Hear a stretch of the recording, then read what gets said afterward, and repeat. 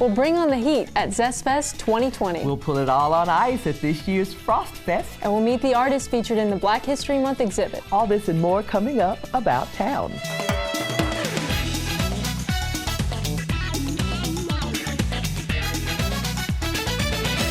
Hello everyone and welcome to About Town. I'm Raina Contreras. And I'm Kathy Whiteman. Welcome back, Raina. Great to see you in this seat rather than on the other side of the camera. Oh yeah, oh yeah. So what's been keeping you busy since the last time everybody got a chance to see you on this side of the camera? Well, I've been taking video classes at Northlake College, and I've been here and just getting well-rounded even more with editing and stuff like that. I think that is absolutely great. Your star is rising, and I'm just glad you're here. Thank you. I'm so glad I'm here. And we're glad that you could join us, too, for details on several great events coming up at the Irving Art Center. We'll also learn about the expansion of Irving ISD's Signature Studies program, and we'll get the details on Great Days of Service 2020. As always, we'd love to hear your feedback, so let us know about a community event you'd like to promote on the show or a story you'd like to see. You can email us at ictn@cityofirving.org or connect with us on social media. So please, subscribe to our YouTube channel, like us on Facebook, and follow us on Twitter. We'd love to hear from you. They say that some like it hot, but at Zest Fest, they like it hotter than hot. Susan Stevens attended this year's event to find the latest fire and flavor. It may be chilly outside, but it's getting hot in here at the Irving Convention Center for Zest Fest 2020. Zest Fest brings together some of the spiciest products from around the country for one sizzling weekend. I can barely hear you asking me questions right now.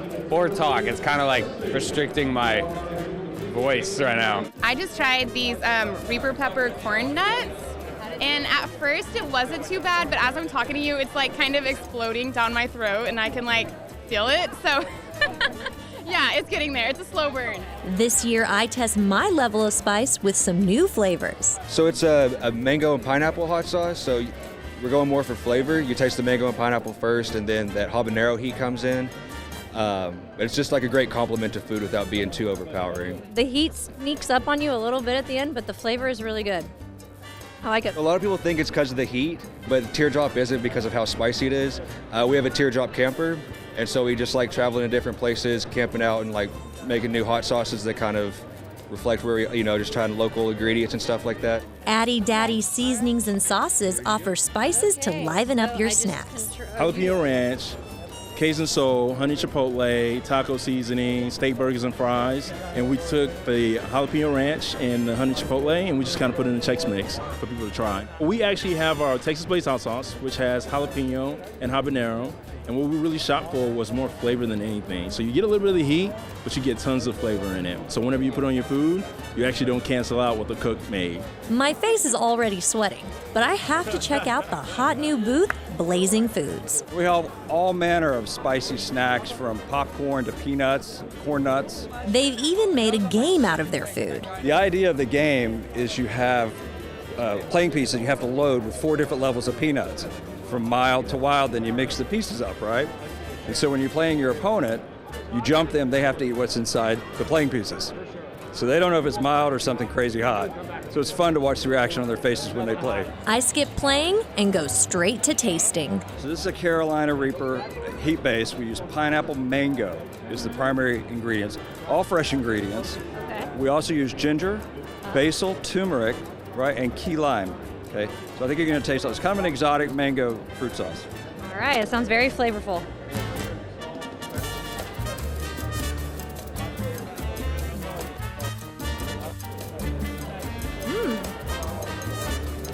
Ooh. Well, I definitely tasted the key lime and pineapple right away, and now I'm tasting all the spicy. But the hot sauce is nothing compared to their corn nuts. So the corn nuts have Carolina Reaper, scorpion, and ghost pepper, right, along with a little bit of garlic and onion and salt to give you the flavor.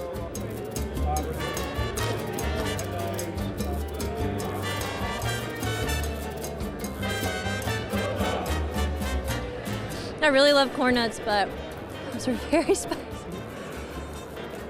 I'm gonna need milk very soon. After cooling down with some cheese, I visit the execution station to meet those who can really take the heat. 3, 2, 1. I nailed that one, didn't I? Oh gosh! We joke that he has no taste because he can just eat Weeper stuff all the time, Weeper peppers, and he just kind of like doesn't even affect him. So when he says, oh, this is kind of hot, I know not to try it at all. I've eaten spice all my life, so I grew up on chili peppers. Nick Palmetier, along with other Zest Fest attendees, take on the challenge of tasting 9 of the hottest sauces, ending with one that reaches over 6 million Scoville units. My mouth is on fire, and I feel like a pit all up in my diaphragm and my stomach and stuff. It's hot. I knew I was gonna be here to burn my taste buds for the weekend, and I did.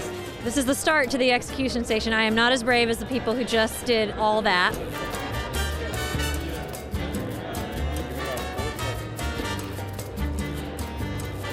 It does taste like barbecue sauce, and it does creep in there right there.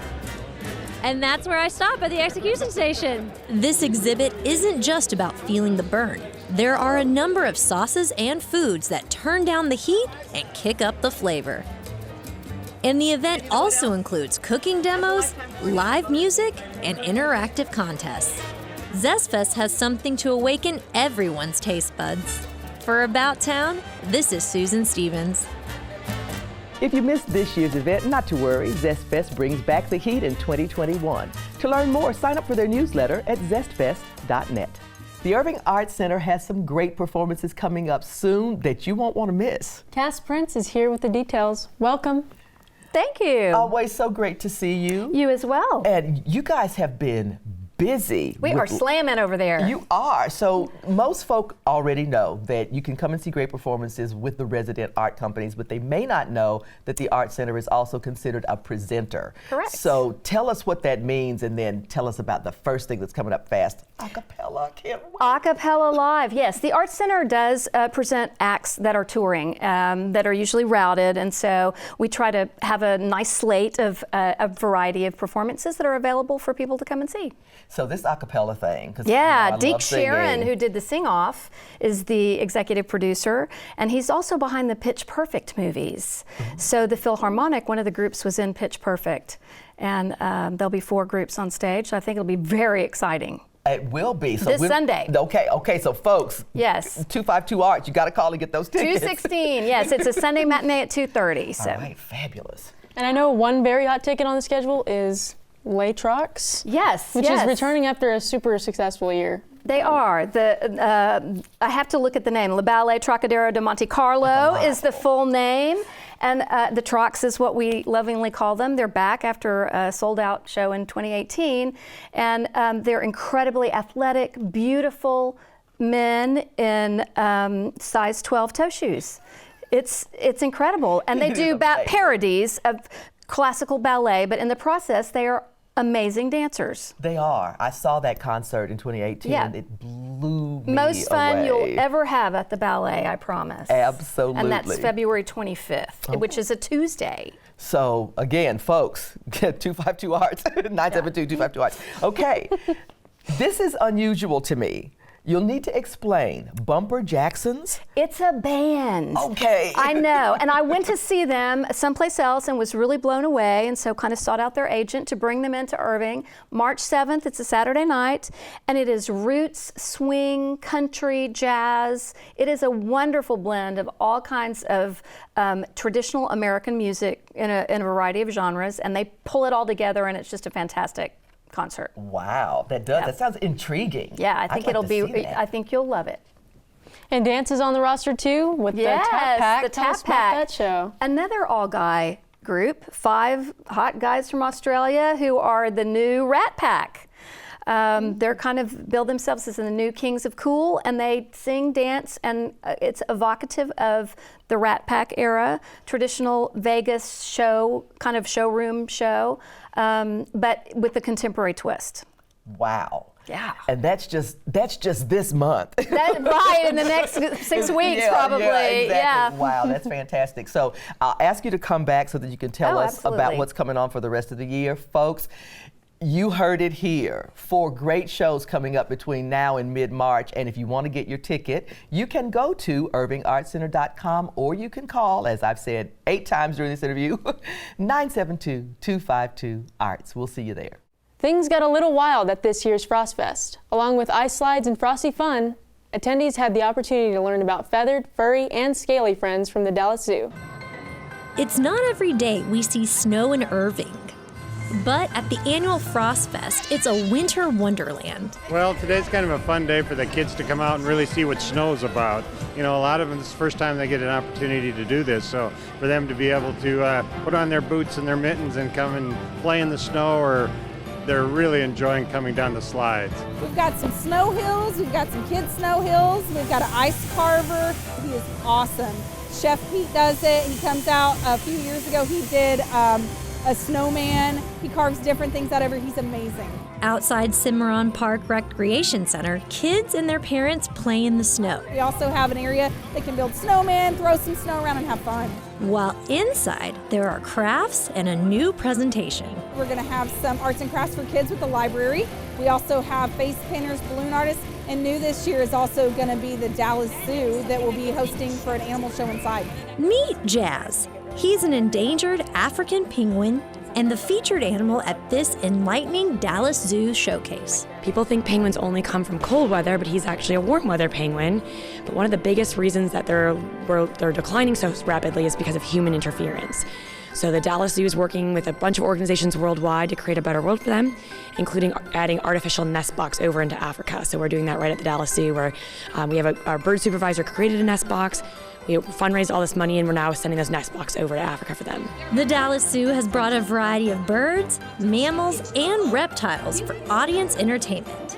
But their hope is to educate people to create a better world for these animals. There's a million things you guys can do. Visiting and supporting organizations like the Dallas Zoo. We're a non-for-profit. A portion of every single dollar we make goes to help save wild animals all over the world. But other easy things, recycling, make sure there's no trash in our environment that our native wildlife might pick up and think is food. Animals like penguins, and a really easy way is buying only sustainable seafood. It'll make sure it's not used with nets that accidentally entrap these animals, or the fish aren't being scooped up from areas that these guys hunt. Learning how to help our environment is just a bonus to the excitement over seeing the different wildlife.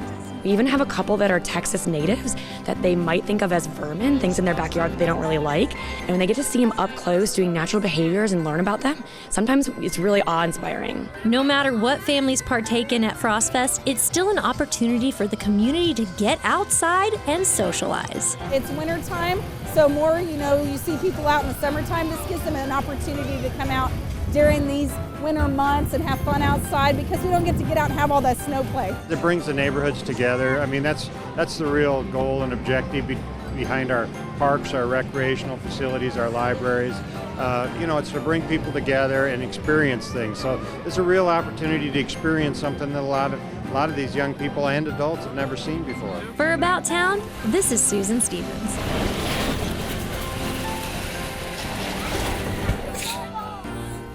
To learn about more family-friendly community events, visit irvingevents.org. Irving ISD has a very successful program at the high school level called Signature Studies. The program is about to expand to the middle school level, and Sean Blessing and James Clark join us to tell us more. Welcome. Thank you. Thank you very much. It is a pleasure to have you guys here, and I have to say, Sean, as you know, I am a huge fan of this program, but for viewers who may not be familiar with this, can you tell us what the Signature Studies program is? Absolutely. Our Signature Studies program allows students in grades 9 through 12 to focus on a career objective that is important or valuable to them. The courses carry over 4 years, with the advanced courses taking place, of course, in 11th and 12th grade. It allows the students to acquire both the technical and academic skills they need to be successful in an entry-level career in that particular field of study. It also provides our students with the opportunity to earn licenses and certifications that will get their foot in the door and get them that job. Sean, I also want to ask you, how has the program helped Irving ISD students achieve their goals? It helps students achieve their goals because not only do they learn those technical skills, they learn the employability skills or soft skills that employers are looking for. So regardless of whether or not they choose to go ahead and continue with that field of study after they graduate, they're prepared to go to work. And that's our ultimate goal, is get kids ready to go to work. So before I come to you, James, I just want to mention, because we talked about this earlier, this is a program that is getting attention nationwide. Can you talk about that for a second? Yes, our Signature Studies program has been recognized with 4 national awards, 1 for our partnerships and 3 Excellence in Action awards, which is the highest level award for programming in the United States. So we were competing against schools from across the United States, and we have received 3 since 2014. Wow, that is something to really be proud of. And so then it sort of makes sense then, if you're going to expand the program and expand it to the middle schools level, let's keep this excellence moving forward. Absolutely. Tell us how this is going to work then at the middle school level. Well, for us at the middle school level, we are going to be offering, at least at Johnson Middle School, we're going to be offering 5 different Signature Studies programs that are going to tie into the 4-year programs that the students are going to see once they go to the high schools. So we are in the process right now of meeting with 6th and 7th grade students that will continue into this program next year. We're talking about the different programs that we're going to be offering and seeing what interests them, because at the end of the day, we want to help spark some kind of interest that's going to help students maybe carry that through high school or even beyond. Oh, that's wonderful. So you said 6 types of programs. What kind of programs are they? Well, we're going to have 5 courses that we're going to offer at Lady Bird Johnson Middle School. The first one is a high school credit course that's going to be called Shark Tank, which is an exploration of entrepreneurship. So students are going to be able to basically look at the viability of business ideas, and that's going to tie directly into a program we have at Nimitz High School. We have another high school program that is called Sports and Entertainment Marketing. So students are going to kind of explore that whole sports management, managing a venue, event planning, and then tie that into high school. And then we have 3 different investigation of different careers. One is going to be exploring, it's called Ready to Teach, where we're going to explore what it means to be a teacher, which would be wonderful for some of our students to explore teaching and then maybe bring that back to Irving ISD once they finish their schooling. We're also going to have a program called Horticulture and Floriculture, which is an agribusiness pathway, and so that's going to tie in directly to what we see at Nimitz with their agribusiness program. So students there are going to be able to grow, select, design, and even sell some of the products that they're going to be able to create. So that's a program that's very exciting. And finally, we're going to be offering a course, it's called Investigating Careers Coding, and it's kind of looking at emerging technologies. So students are going to be able to explore different emerging technologies and hopefully prepare themselves for jobs that may not even exist yet. So these are kind of what we're going to be exploring at Johnson Middle School. I know all the middle schools have various programs. We're not all the same, so you're going to see different offerings at every single middle school. These are extraordinary things that you guys are doing, so I just want to put the compliment right out there. I've watched the program for a while, I've been a fan for a while, but as you're talking about it now, it makes me realize that one of the things that these kids get to do is something fun. Mm-hmm, absolutely. And there's nothing like that as the calling card for a student to get involved in something that they really have their own personal interest in. What have you seen, Sean, over the years that you've been doing this program in terms of success for these kids? Well, with our students that are in our signature programs at each of the campuses, I've seen students not only acquire scholarships to fund their next 4 years, but I've also seen students go out and they're now employed, and they have been employed with the same company for multiple years. They've come back and they give back to the campuses. I've seen success at the national level of competition. Our students, we have very, very successful programs and students within those programs, and with every year the students acquire more of that skill that they need and knowledge to be successful at whatever they decide to do. So we want them to have some exploration time in middle school so that they make good decisions about which program they want to enroll in at the high school level. And we have a very high percentage of our students that make that choice to enroll in one of our programs. About 87% of our kids are in signature studies programs. So that's a very high percentage for programs in high school. Wonderful. Well, thank you guys both so much for taking time out to explain the program for folks who don't know it and kind of get us excited about what's going on. We want to see our kids in this community be successful, and you guys are certainly laying a pathway for them. Thank you. Thank you. Thank you very much. Folks, you can learn more about the Signature Studies program by going to the website, irvingisd.net. Harley Quinn is back in the new DC Comics movie Birds of Prey. Susan says this is the best DC Extended Universe film so far, with Ewan McGregor and Margot Robbie tearing up the scenery. But should you rush to theaters to see it or wait for the small screen? Let's see what Susan has to say.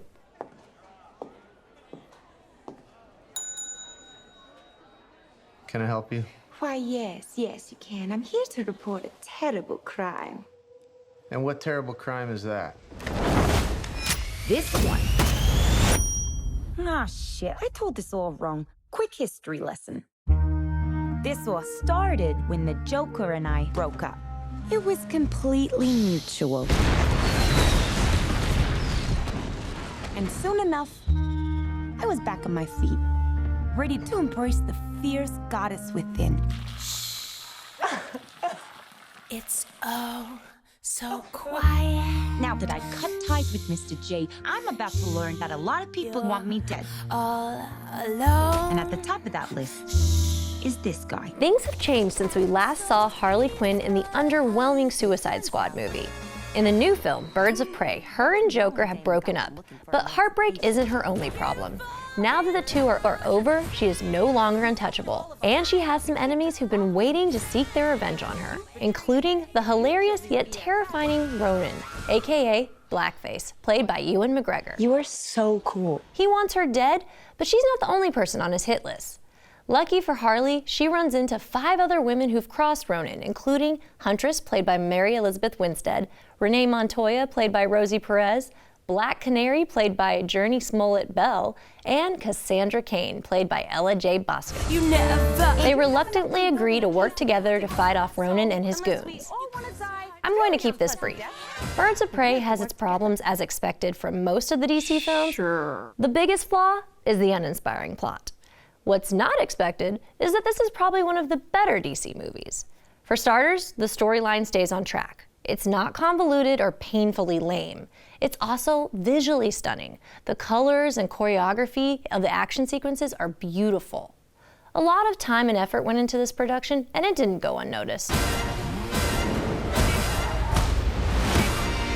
And the most breathtaking part of it all are the performances. Everyone is great, but McGregor is a scene stealer, and Margot Robbie effortlessly slays as Harley Quinn. Are we ready? With this film, Bombshell, and I, Tonya, Robbie is proving to be one of the most versatile actresses of our time.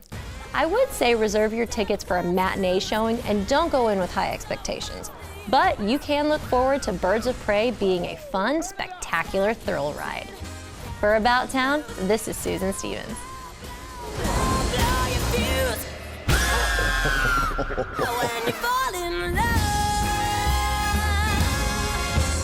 Birds of Prey is currently playing at AMC Irving Mall, Alamo Drafthouse Cinemas, Las Colinas, and Fun Movie Grill, MacArthur Marketplace. The annual Great Days of Service program is coming up in March, and there's still time to get involved. Glenn Rogers and Eddie Shaw join us with the details. Welcome. Thank you very much. Thank you. Appreciate it. Pleasure to be here. Always great to see you guys. Always great to be able to help spread the news about the work that you're doing in the community with this program. But there's probably a few viewers, Glenn, who don't know about the Great Days of Service program. Can you tell us about it? I absolutely will. It's a totally volunteer organization.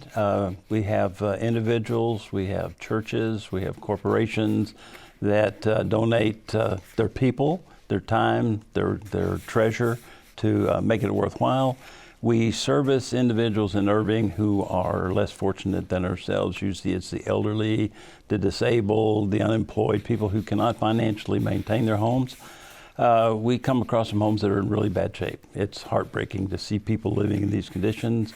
Our goal, make their life a little better, add a little joy to it and a little pride. And it's been a joy for me to be chairman of this group and to work with people like Eddie and the other people that are on our advisory group. So. Yeah, it's whenever we come out to cover it, you can tell everybody's having a great time. Working really hard, but having a great time. They are, absolutely, yes. Eddie, I want to ask you, how long have you been involved and why did you feel it was important to take part? I've been involved approximately 7 years, if I remember correctly. My wife got me involved. It's a family effort. She was brought into it by a member of the Islamic community like we are as a family. And so as time passed along, I got more involved. People like Glenn said, hey, come on and help us a little bit more. And so It's been about 7 years. That's wonderful, and you've been really involved. He's been really involved. He absolutely has. He's almost indispensable to us. So I've come out several times, as you know, and I see lots of stuff going on, but you can explain it better than I can. What kinds of help are you able to provide these homeowners who, for whatever reason, aren't able to keep their home, say, up to code or that kind of a thing? It's kind of amazing. We're a broad brush. Painting the exterior of the homes, we've come across some, Joanne's in particular, peeling paint, just terrible looking. Come out and freshen it up for.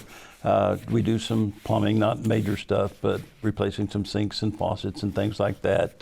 There's nothing more annoying or expensive than a drippy faucet that runs all the time, and we're getting pretty good at taking care of those kinds of things. That's tree trimming, brush removal. We've do a lot of soffit and fascia repairs, which is the eave part of the house where the roof comes down. That tends to decay and rot, and it gets overlooked. So we do a lot of that. And those houses really look wonderful when you guys finish with them. Yeah, thank you. Do. We take pride, and we hope the homeowner does too. Yeah. That's the real benefit there. And Eddie, we've seen some pretty young workers. What kind of jobs have they tackled?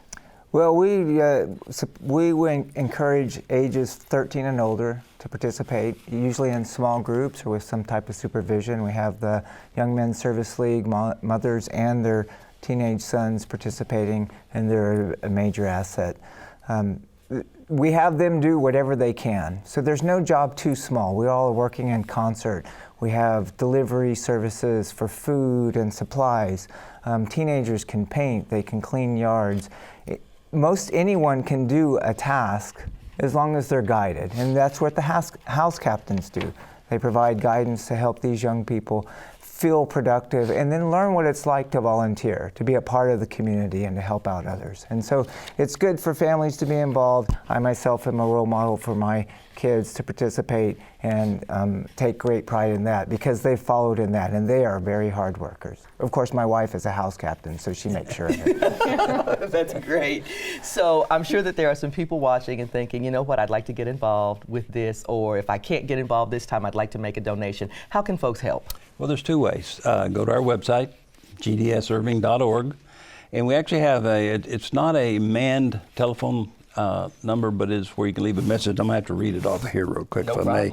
It's 972-510-5084. Okay. And they just leave a message, and believe me, they'll get called back. I think that's wonderful. Yeah. So, folks, great days of service coming up in March, Friday and Saturday, March 20th and 21st, and Friday and Saturday, March 27th and 28th. Go to gdsirving.org for more details and get involved if you can, because it's in addition to being a wonderful help to folks in our community in need, it's a great couple of days. Here are a few events you'll want on your calendar this week in our happenings about town. The Tejas brothers bring their own brand of Tex-Mex honky-tonk to Carpenter Hall, courtesy of the entertainment series of Irving. The concert is Friday, February 14th at 7:30 p.m., just in time for Valentine's Day.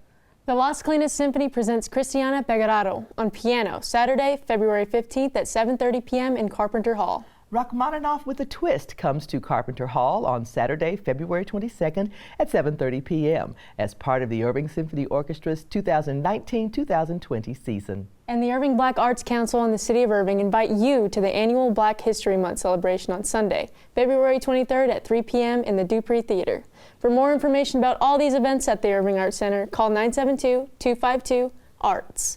And that wraps up this edition of About Town. Thanks for joining us. Please be sure to tune in next time for highlights from the 2020 African American Read-In. We'll also have highlights from the Black History Month program, and we'll meet artist Joe Temming. We'll leave you tonight with another look at the 2020 MLK observance. For About Town, I'm Kathy Whiteman. And I'm Raina Contreras. Have a great evening.